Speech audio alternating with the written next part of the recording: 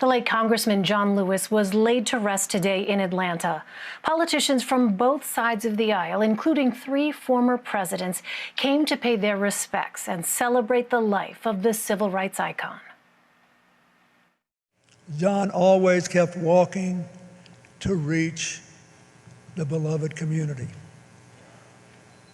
He got into a lot of good trouble along the way, but let's not forget, he also developed an absolutely uncanny ability to heal troubled waters.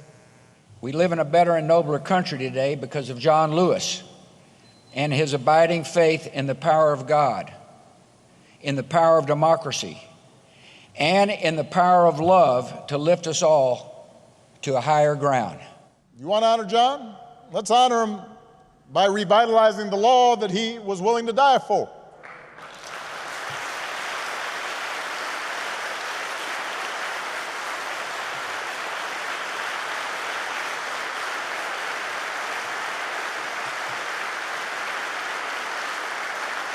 And by the way, naming it the John Lewis Voting Rights Act, that is a fine tribute. But John wouldn't want us to stop there, just trying to get back to where we already were. Once we pass the John Lewis Voting Rights Act, we should keep marching to make it even better.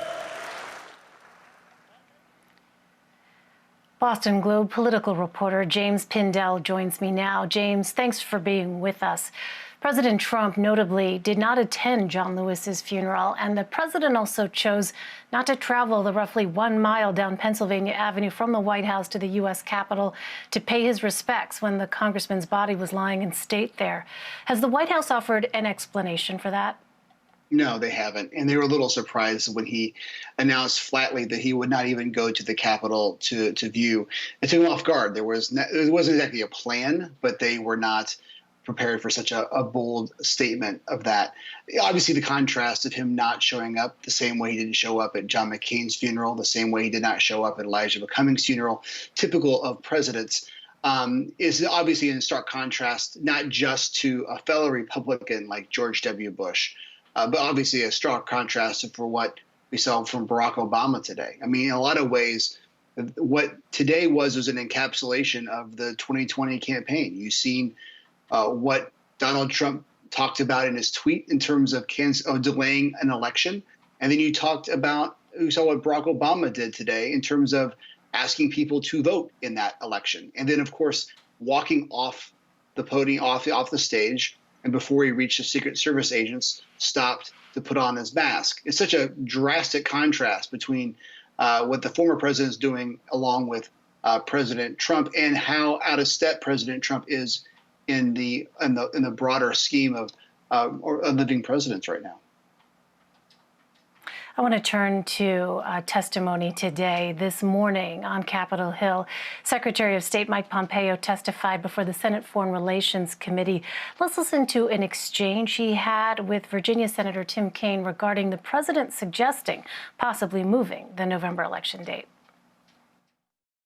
You are one of the most highly trained and accomplished lawyers who are part of this administration. Can a president delay a presidential election?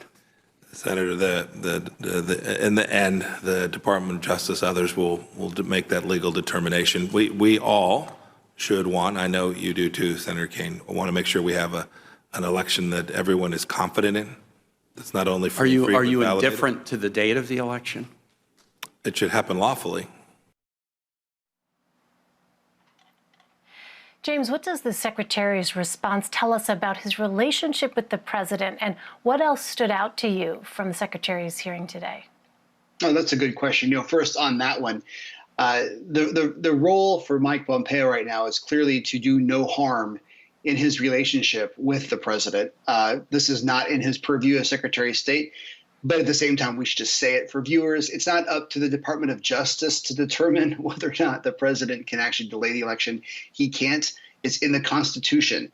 It's pretty much, I'm not a lawyer, but it's pretty clear and it's spelled out in the Constitution that only Congress can delay that election. And they say they have no And Speaker Pelosi says she has no interest in doing that, as is Mitch McConnell has no interest in doing that. I think overall, though, obviously this was a very important hearing.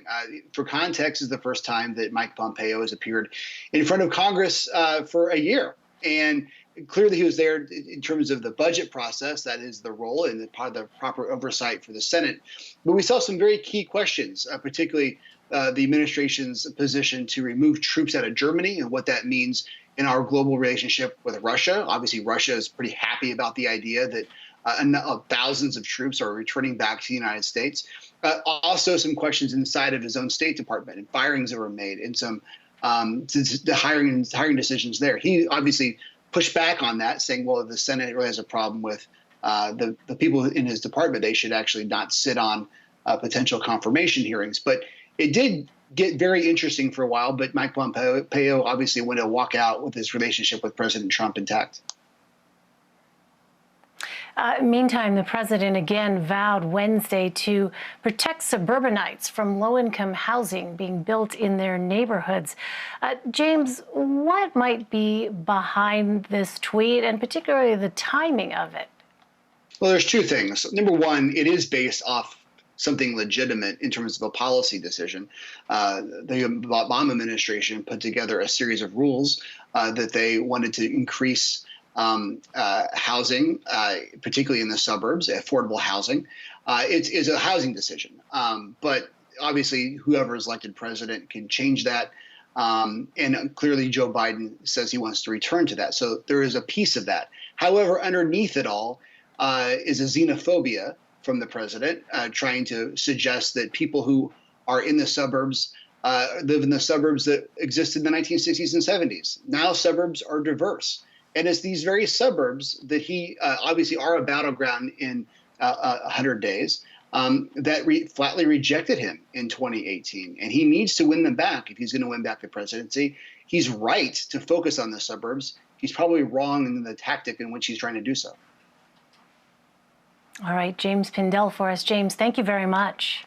Thank you.